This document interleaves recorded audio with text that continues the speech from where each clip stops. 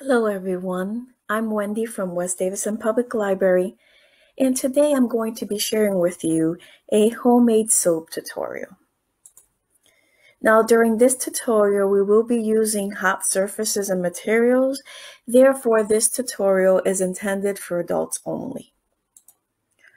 Why make your own homemade soap, you may ask, if you can just go buy it at the store?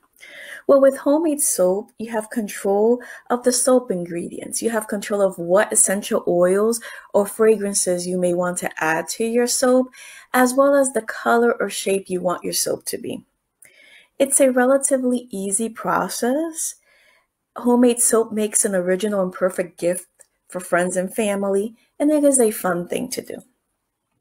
For today's tutorial, we'll be making coffee ground melt and pour soap. Now, I did want to take some time to define what melt and pour soap is.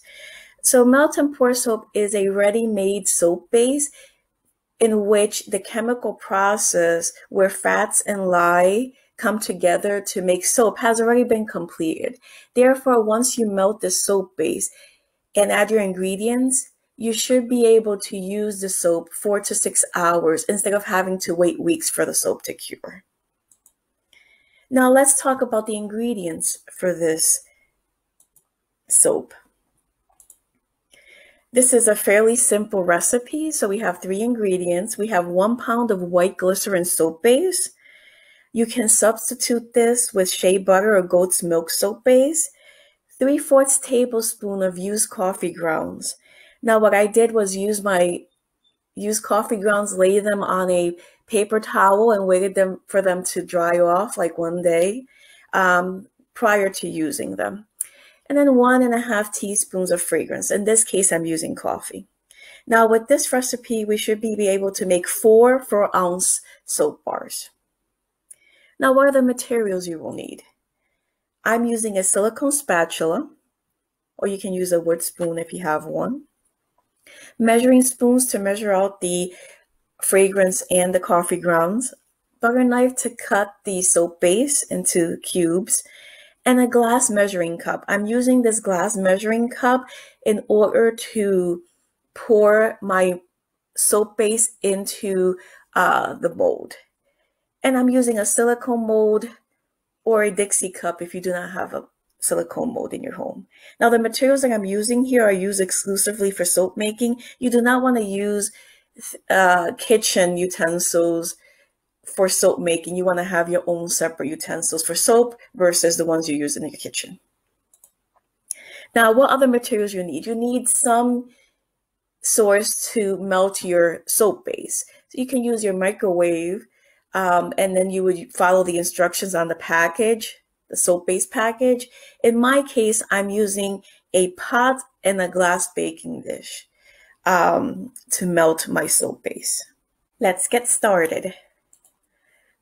The first thing we want to do is we want to open the soap base package and cut the soap into cubes.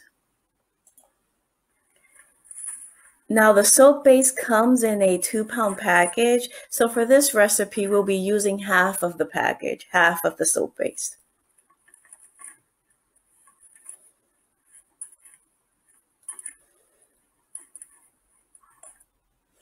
Once we're done cutting the soap base into cubes, it should look like the picture below.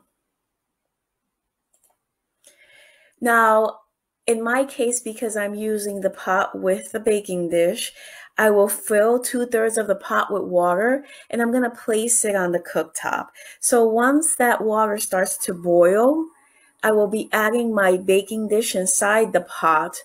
And this is the time to determine whether the water level is correct or not, because you may need to remove some of the water if it's overflowing. Okay?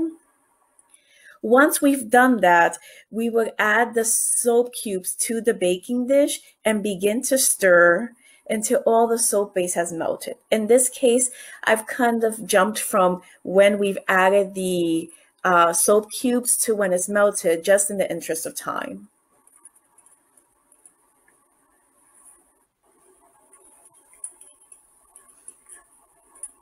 You should have a very liquid consistency. with your soap.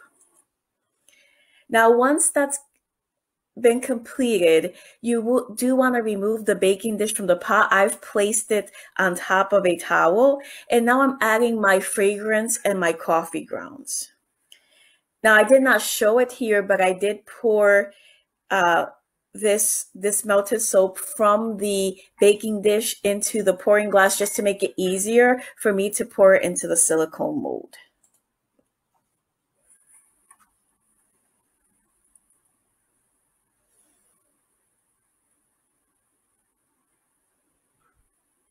You do want to fill up your mold to the top without overflowing from the sides.